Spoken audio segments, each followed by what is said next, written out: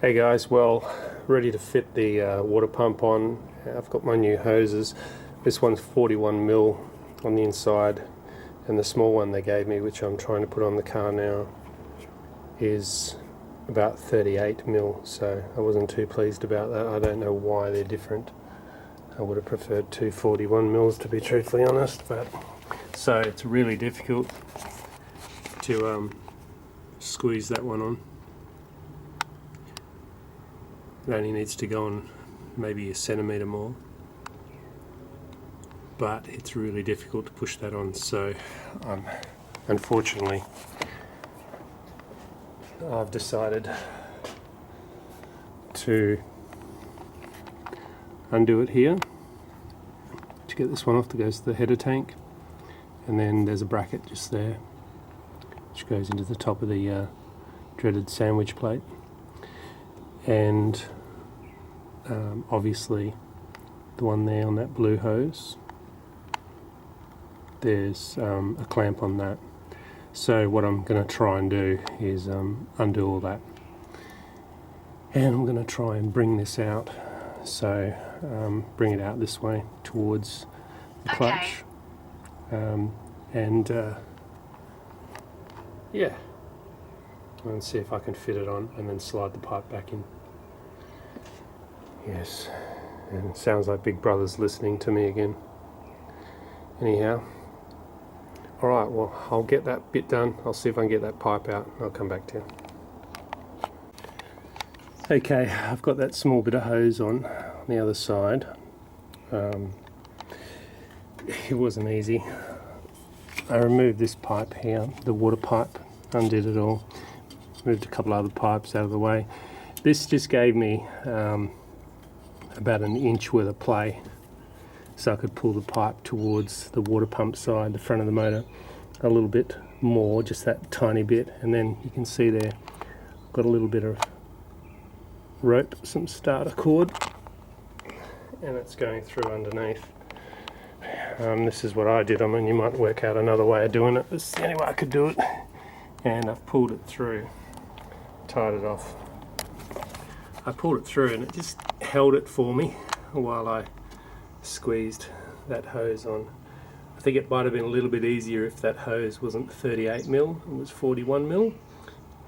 Considering the different size, I was actually surprised at the relative ease it went on, considering I wouldn't call it ease in normal terms, but yeah, I was a bit worried I might be putting the old pipe back on, because I would have if I had too much more trouble, but it looks like it's on there, so I'm not going to remove this little rope until I've got that clamped up at the back, and then I'll undo it and clamp the hose back up, or the pipe back up on the other side. But anyway, that's the way I did it. I really don't want to take all of that off. I've taken the plenum off before. It's fairly involved, so it's it's a few hours work just to put that pipe on, so that hose onto that pipe. So really, there he is in there, right there in the centre of shot, right there at the top of my fingernail. So I've got it on just enough past the lip to be able to put a clamp on it. So I'm going to clamp it. It was a little bit longer than this one, the original one. So I hope it I hope when I push the water pump on, it's not too long and I have to trim it down or something like that, because once I've done it up at the back, it's going to be difficult to get to again. So bit of a pain, but anyhow, we shall carry on. I might even try and push it on a little bit more. Okay, I've got my new hoses on and the clamps are done up. It is a pain, but anyhow, it can be done without taking the plenum off. If they leak, well, I'm just going to have to watch out for that. I've put the clamps in sort of areas where you can sort of get to them, but yeah, we'll just have to see. Alright, the next step will be presenting the actual water pump and thermostat housing to the pipes. Before that, I'm going to put my hose clamps on this end, so they're on there, no good trying to put them on later. Alright. Okay, just preparing the pump to put on, so I'm just removing these bolts that I put on here just to help that set over the last 24-48 hours. So the nuts coming off here and the washers I'm not using, so I do not need those.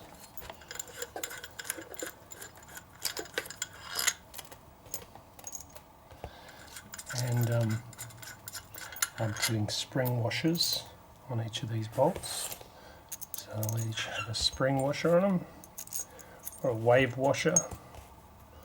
These originally had spring washers, I believe. Actually, could have been wave washers, but I can't remember. So they're not being used, so I'll put them over there.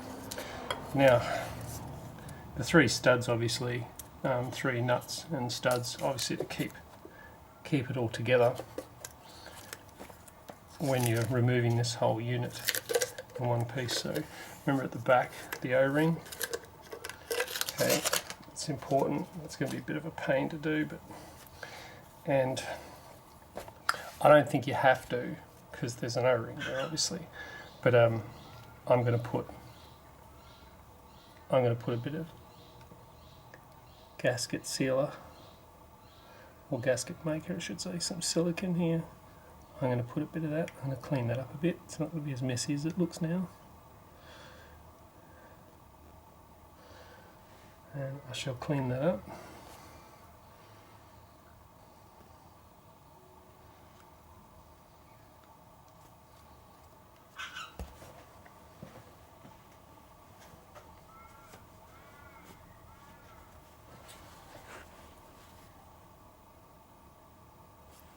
So I don't really want it on the inside of the ring, more so on the outer edge of the ring.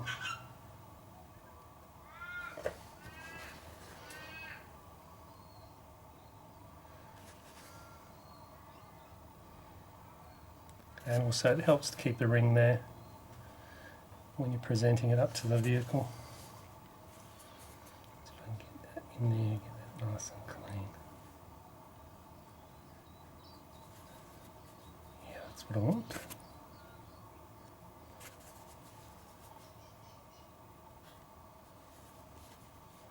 Okay, so you can see the inner part is pretty clear.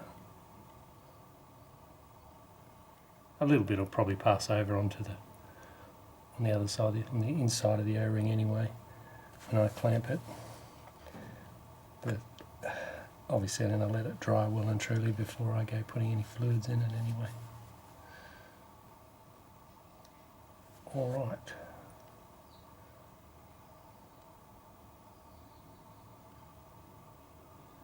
It's the O-ring doing the sealing. The glue's there just for a bit of an extra. Okay, so I'll set my camera up and then I'll attempt to attach this on camera. Let's see. Okay, I tried coming in from the top, but I've decided to come in from under the wheel arch, and I put a tiny bit of silicone, WD-40 or South Sea, just a tiny bit on the pump side as I slid it, and it made all the difference sliding it into that bottom hose. I'm not connected to the top one yet, but I've just got that bottom one started. You can see it there. So I'm just going to line them up now and push it in and try and make a good join. Anyhow, I'll get that done. Okay, it's on, and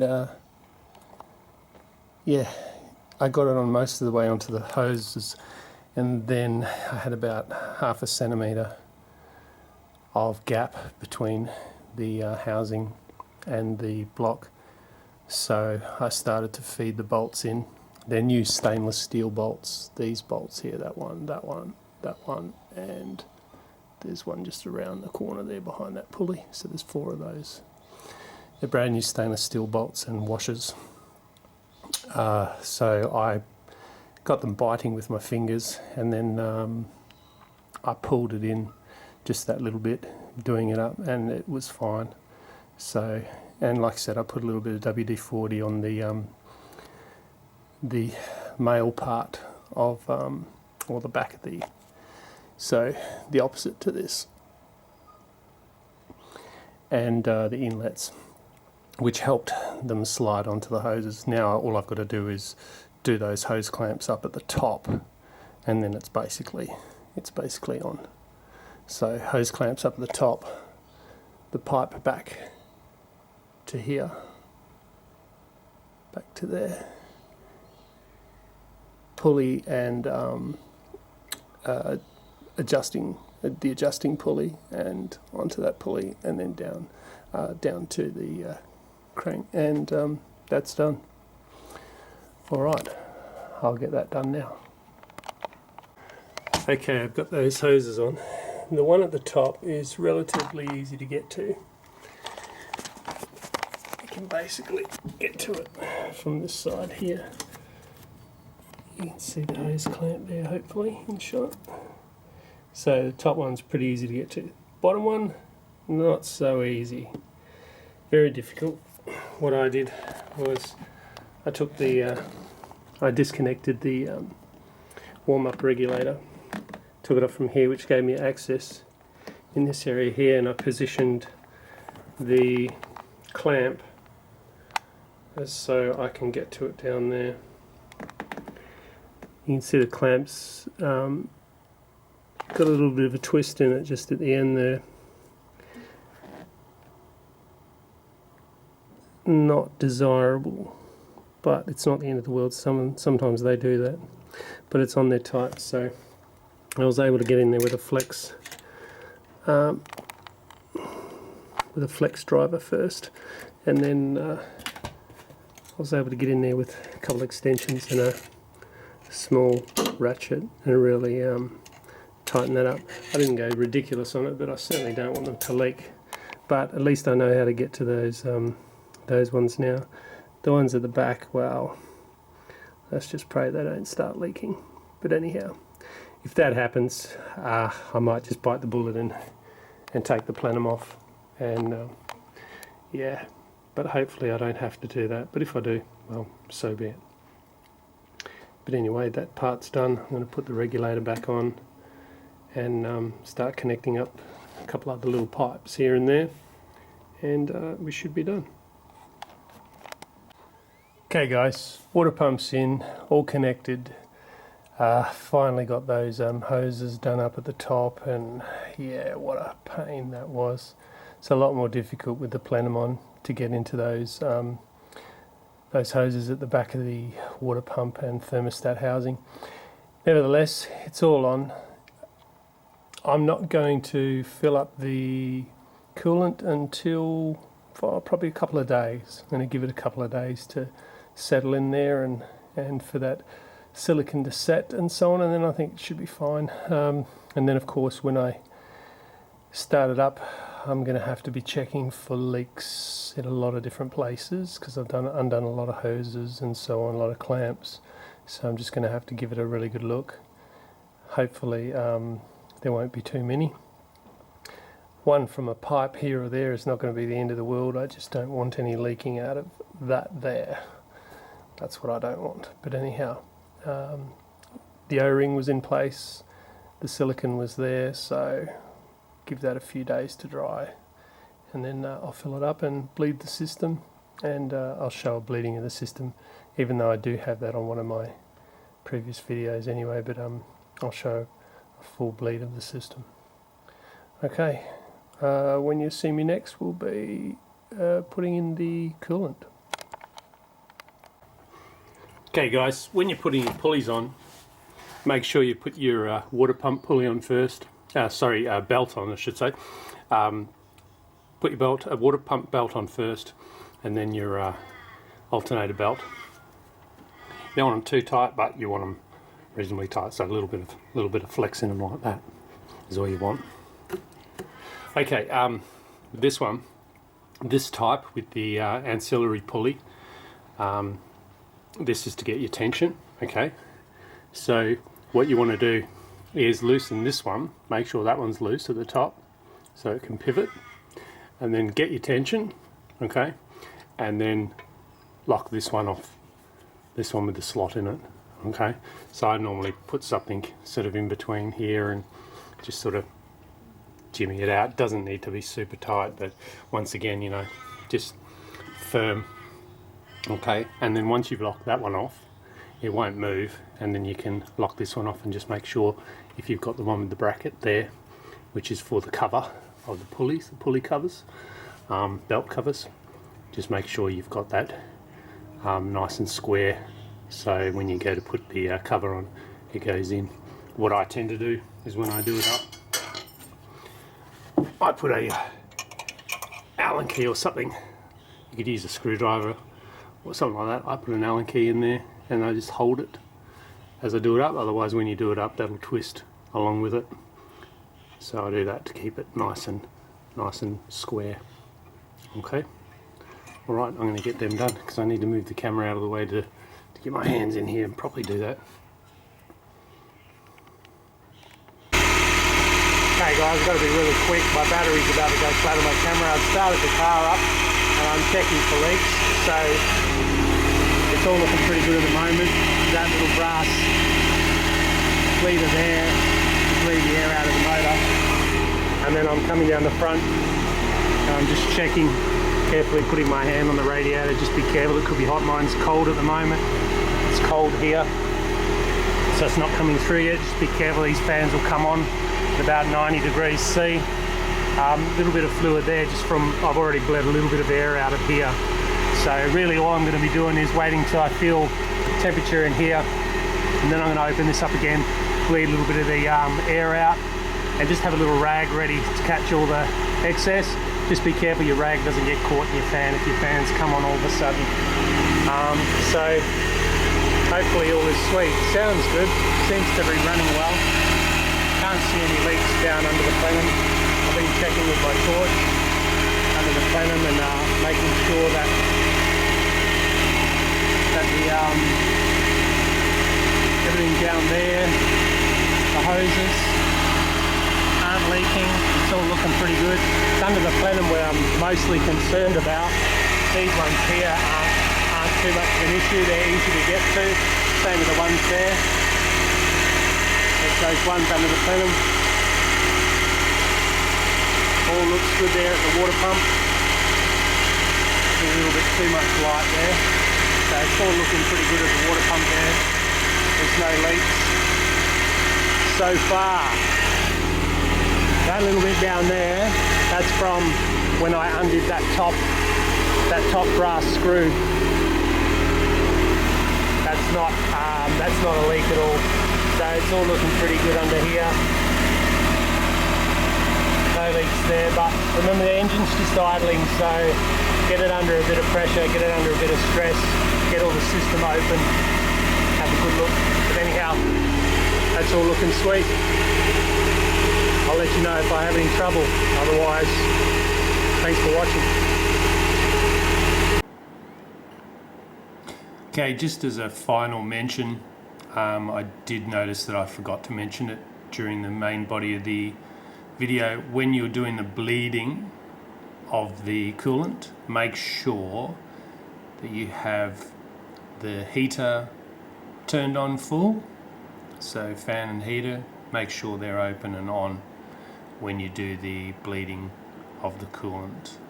Just thought I'd add that in right there at the end, just to make sure, because it is something that you want to do. You want to open up the heater hoses and so on, and have the fluid running through there as well. Get out any air from there. Okay, so that ends this video. Thanks for watching.